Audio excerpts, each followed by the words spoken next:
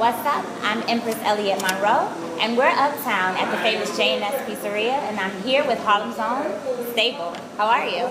Good, I'm good. So, tell us, the name Stable, where'd that come from?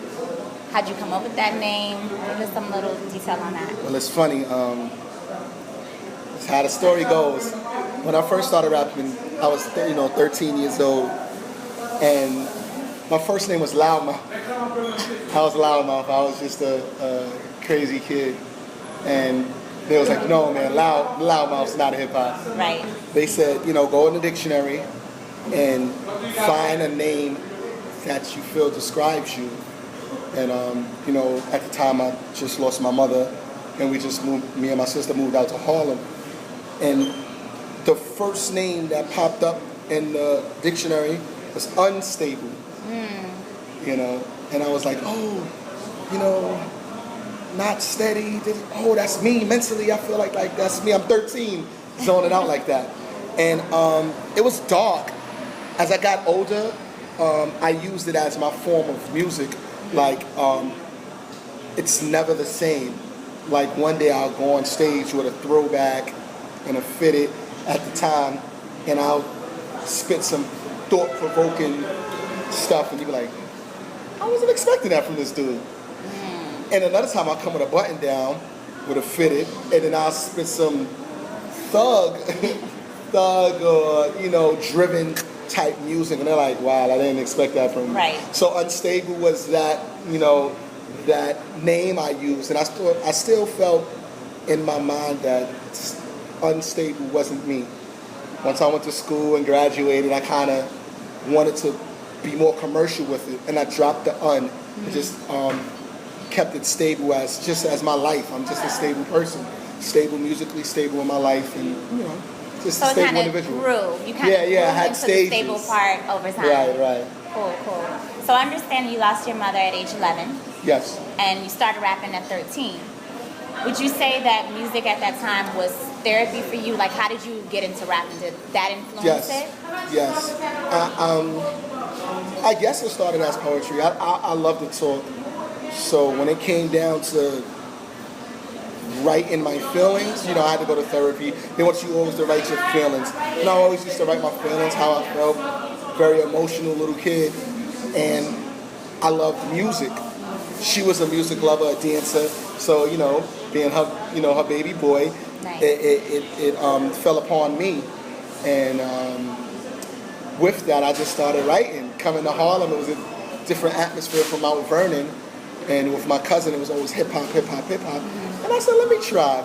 It was, the lyrics at the time was just so beyond me, but it was fun. But that was the therapeutic stage I needed to get through that difficult time.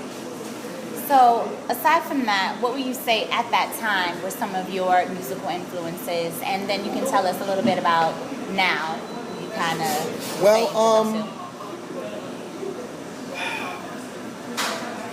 that was like 92, 93. So they consider that the start of the golden era of hip hop in New York. Right.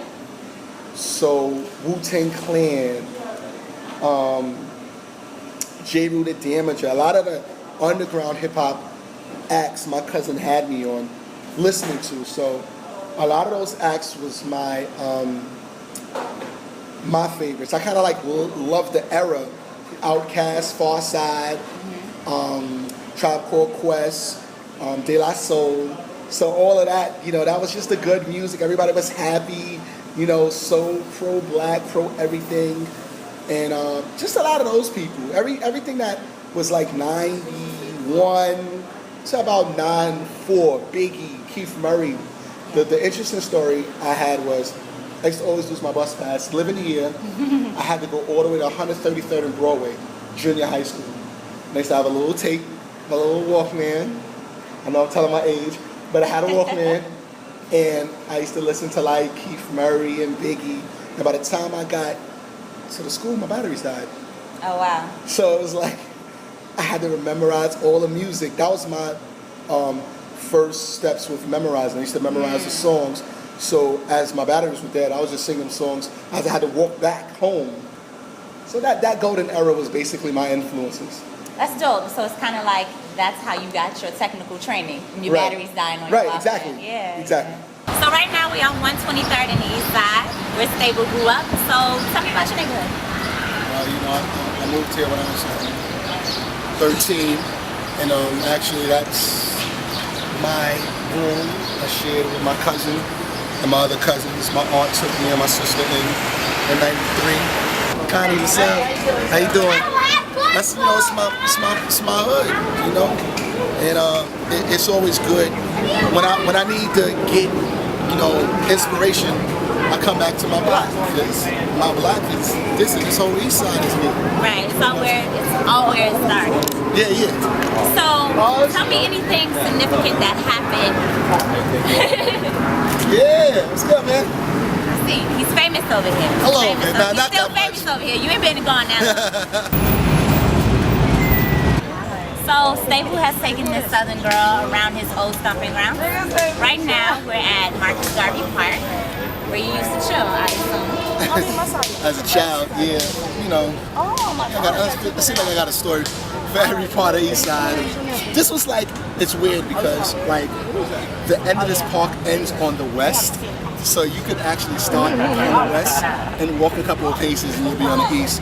But what I used to remember about this park, my mother used to bring me here when I was a little kid. And as I got older, my aunt and them used to take us out here and on the playground right there on the same playground. We used to play basketball on that. And if you look at a monkey bar, how can you play basketball in a monkey bar? Right. We did. So your upcoming EP, Made in Harlem. Can you tell us a little bit about that? Why that name? I mean, I know it seems very, very obvious as to why, but I feel like it's a little bit more to it than that. I mean, I'm from Harlem, Right. and the story is not fully about my life, but there's certain truths to the songs, and basically it's about the makings of a man in Harlem. Harlem is very rich in culture. Harlem Renaissance, just the whole rebuilding of Harlem. The different gentrifications now. You see white people, you see Asians, you see everybody it's very colorful. But at a point in time, with that, we had a very heavy insurgence of like drugs. And a lot of people found easy ways to make money. And it wasn't necessarily right or wrong. And Made in Harlem, it challenges your beliefs. Like, from the songs I give you, the songs could be, he had to do what he had to do. Damn, I really understand that. Dag, his man died. I can see why he didn't want to do it no more. It takes you from the high of drug life to the low of drug life. And the in-between is the listener.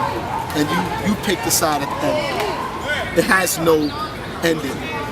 The ending is for you to imagine what he did. That's kind of dope. I really want to get it out, God willing, the end of the year, but I want it to be so perfect. I'm in my Kanye mode. You know how he went, everything's so perfect. Yeah. I don't know, it has to be great. Love is like a real big song on it.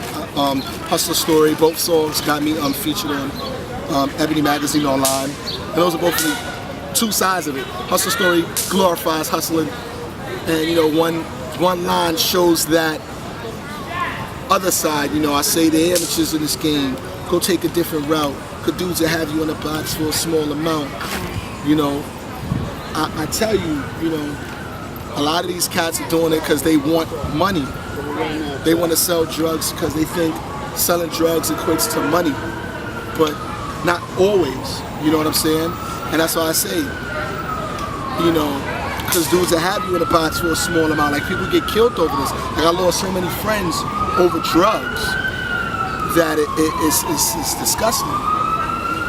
And love is the complete opposite. It shows a person so deeply in love with drugs that he portrays drugs as a female and has a relationship with this, and this is his defense mechanism to cope with this problem, which is, you know, at the end of the day, maybe his death. You know, it's just killing him softly. So that's the type of music you're getting made in Harlem. It's a story. It's like I said, you put your headphones on, you sit back, close your eyes, and you can visualize this stuff. It's not popcorn rap. It's not name 5 different designer and then name 3 different liquors with a model in your video. I got a hit. You know, do I have fun music on it? Of course I do. You have to.